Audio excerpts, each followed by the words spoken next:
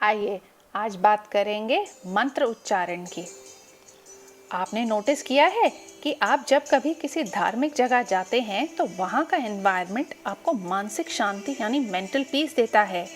इसकी सबसे बड़ी वजह है उस पर्टिकुलर धार्मिक जगह में उच्चारित यानी चांट किए जाने वाले मंत्र, धार्मिक उपदेश और श्लोक।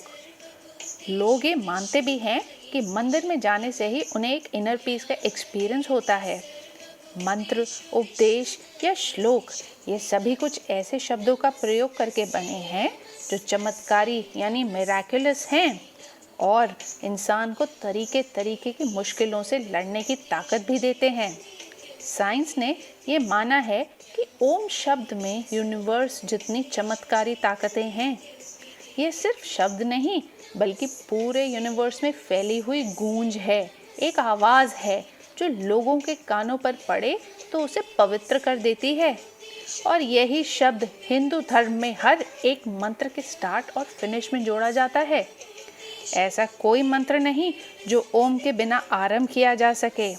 ये ओम शब्द मंत्र की ताकत को कई गुना बढ़ा देता है।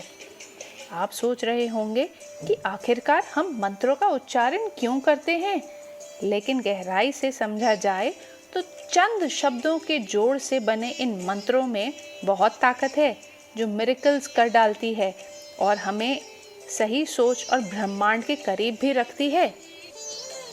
संस्कृत दुनिया की सबसे पुरानी भाषाओं में से एक है और ऐसा माना गया है कि इसका सही उच्चारण कर सकना किसी के बस की बात नहीं है। लेकिन हिंदू धर्म में सभी मंत्र इसी संस्कृत भाषा में लिखे गए हैं।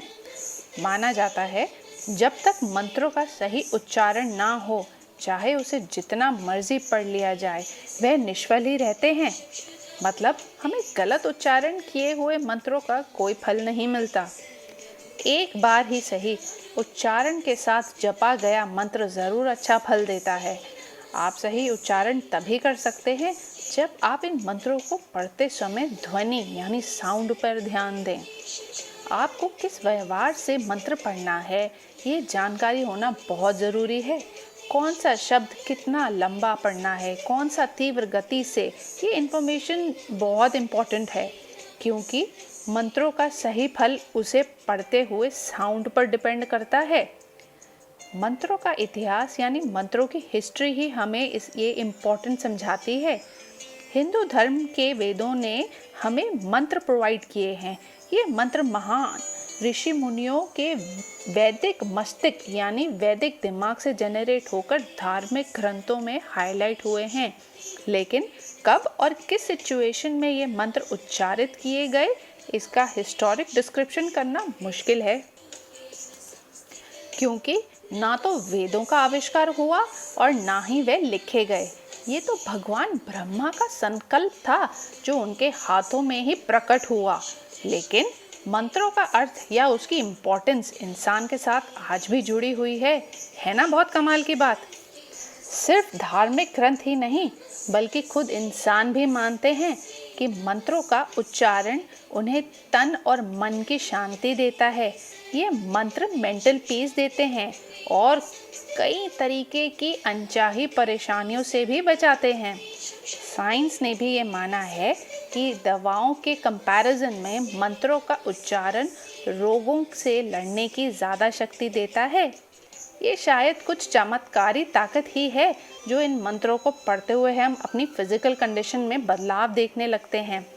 हमारे दिमाग में चल रही टेंशन्स धीरे धीरे दिमागी इंद्रियों से बाहर निकलने लगती हैं। बहुत स्टडीज़ और रिसर्च के हिसाब से इस शक्ति को मंत्र शक्ति कहा गया है जो इतनी अमेजिंग है कि आप विश्वास नहीं कर सकते। सही उच्चारण के साथ मंत्र ऐसा साउंड क्रिएट करते हैं जो तरंगों के रूप में उस व्यक्ति के इर्द गिर्द ही घूमती रहती हैं और वातावरण को साफ बनाती हैं। कुछ रिसर्चर्स की माने तो मंत्र उच्चारण को मंत्र योग का नाम भी दिया गया है। इस योग को करते हुए मतलब मंत्र का उच्चारण करते समय तरंगे हमारे शारीरिक अंगों में एनर्जी लाती हैं। आप खुद में परफेक्शन महसूस करते हैं। मंत्र उच्चारण एक चमत्कार ज़रूर है, एक ऐसा चमत्कार जो कुछ समय के बाद ही अपने इफ़ेक्ट्स दिखाता है। हम अगर धैर्य के साथ सही उच्चारण और सही संख्या में इसे दोहराएंगे तो कुछ वक्त के बाद इसका असर ज़रूर देखेंगे, और वो भी पॉजिटिव। आपने गुरु मंत्र शब्द कभी ना कभी मजाक में ज़रूर इस्तेमाल किया होगा या सुना तो ज़रूर होगा, पर क्या आपको इसका असली मतलब पता है? चलिए आगे सुनिए।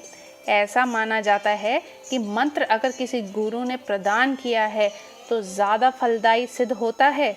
मतलब कि जिस गुरु का आप सबसे ज़्यादा ध्यान करते हैं और सम्मान करते हैं, अगर वो आपको मंत्र प्रदान करता है और सही उच्चारण भी समझाए तो आपका काम ज़रूर बन जाएगा और आप आगे की सिद्धियां पाने के लिए तैयार हो जाते हैं। देखिए, है ना इंटरेस्टिंग टॉपिक आज भी आपके लिए ढूंढा मैंने। मेरे इस वीडियो को अगर आपको पसंद आया है तो प्लीज़ ज़रूर लाइक कीजिए और मेरे चैनल को सब्सक्राइब ज़रूर कीजिए। Thank you.